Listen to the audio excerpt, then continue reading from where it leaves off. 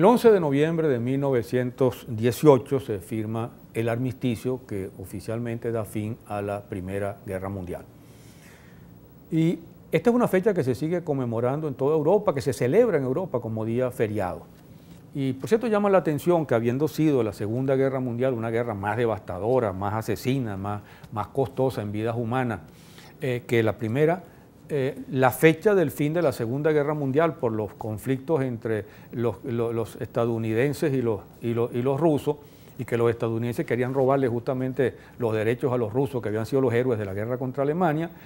no hay exactamente una fecha oficial de fin de la Segunda Guerra, mientras que Europa quedó muy marcada por el fin de la Primera, sobre todo porque el fin de la Primera vino después de muchas décadas de paz armada, y todo lo que se quiera, pero donde prácticamente la ilusión de que el capitalismo iba a acabar con las guerras y todos los conflictos se iban a resolver, por lo menos entre europeos, pacíficamente, se derrumbó pues con la guerra del 14, y por eso tanto marcó esa guerra a Europa. De tal manera que la celebración pues del armisticio de 1918 es una fecha feriada en buena parte, creo que en casi todos los países europeos, por lo menos en Europa occidental. La Primera Guerra Mundial fue el conflicto que puso fin a esas décadas pues, de paz armada y de guerras coloniales que no afectaban directamente a los países europeos, que se repartían el mundo en conferencias, marcando rayas y límites sobre un mapa, como hicieron en Berlín en 1884. La Primera Guerra fue el enfrentamiento entre los dos grandes bloques que se disputaban la hegemonía del capitalismo mundial, que entonces era fundamentalmente controlado por Europa. Y de un lado estuvo allí pues la alianza de Francia y de Inglaterra, y del otro lado la alianza de los llamados imperios centrales, el imperio ruso, el imperio austrohúngaro y el imperio turco. También del lado de las potencias occidentales estuvo Italia, aunque tuvo una participación muchísimo menor. Esa guerra enfrentó pues, esos dos bloques a determinar entre ellos quién iba a tener la hegemonía pues, sobre el planeta, el control de las colonias, el control de la economía mundial, y trajo unos resultados inmediatos que fueron bien dramáticos, por decirlo de la manera más suave. Una de las cosas que logró pues, el comienzo de esa guerra fue la destrucción, el desmoronamiento del internacionalismo proletario y de los partidos socialistas que habían construido ese internacionalismo proletario en todas las décadas anteriores a través de la Segunda Internacional. Derrumbe de la Segunda Internacional, el internacionalismo proletario, que los obreros no tenían patria, que los obreros eran solo una gran comunidad y que los obreros se oponían a los capitalistas de sus propios países, se vino abajo en 1914,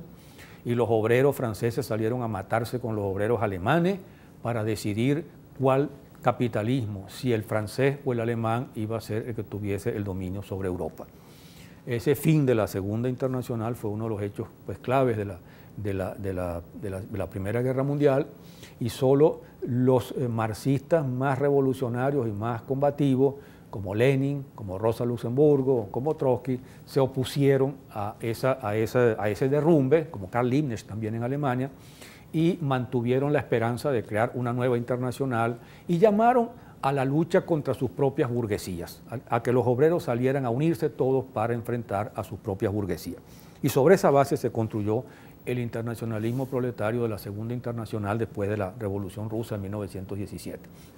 Porque otro de los hechos fundamentales que produjo esa guerra fue justamente el derrumbe de esos imperios centrales y, primero que nada, el derrumbe del imperio ruso, el imperio zarista ruso, y en 1917, en octubre, noviembre, según el calendario, en 1917 estalla finalmente la Revolución Rusa, y la Revolución Rusa va, como en su época la Revolución Francesa, a cambiar no solo el mapa de Europa, sino a cambiar prácticamente las perspectivas de la lucha revolucionaria en Europa y en todo el mundo. Otro hecho importante de la Primera Guerra Mundial es la participación de los Estados Unidos. Los Estados Unidos entran a participar en la guerra en 1917 también, y los Estados Unidos, que están abriéndose camino para ejercer el poder como potencia mundial, y todavía no lo son, logran entonces con su participación en la guerra justamente tratar de neutralizar un poco lo que ha representado el triunfo de la revolución en Rusia, para ayudar los intereses de los grupos capitalistas y sobre todo para ayudarse ellos mismos a ejerciendo hegemonía sobre Inglaterra y sobre Francia. Y otro elemento importante es que justamente ya por terminar la guerra, uno de los esfuerzos de los Estados Unidos por empezar a ejercer hegemonía fueron los famosos 14 puntos del presidente Wilson, cosa que le ganó incluso un enorme prestigio y le ganó más adelante el Premio Nobel de la Paz, porque la gente que le dio el Premio Nobel de la Paz no tomaba en cuenta en absoluto que ese mismo Wilson era el que había invadido Haití, el que había invadido República Dominicana, el que había invadido México, el que había saqueado a América Latina con sus tropas. Y le dieron, como se le acaba de dar, por supuesto, por cierto, a Obama, un Premio Nobel de la Paz. Esos elementos marcaron pues la guerra, pero inmediatamente después de la Revolución Rusa, un año después, se produce la caída del segundo de los grandes imperios centrales, que es el imperio austrohúngaro. Se derrumba entonces el imperio alemán,